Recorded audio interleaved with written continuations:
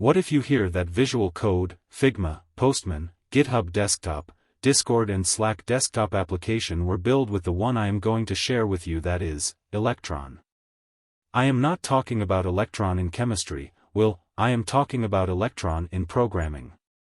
Yes, Electron is an open-source software framework for building desktop applications using JavaScript, HTML, and CSS.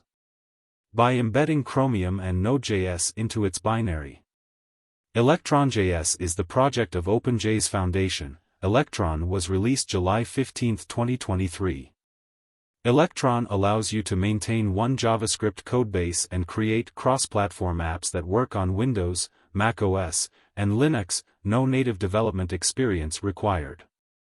The more interesting thing is you can use web frameworks like React, Next.js, Vue.js, Angular to design best UI/UX for your desktop application with Tailwind CSS and Bootstrap. Here the Visual Code Studio, Slack, Skype, Discord, Twitch, Trello, WordPress desktop and many more are developed using Electron. By supporting me you will not charge, just hit subscribe button to let us interest making more helpful videos for you. Thanks for watching.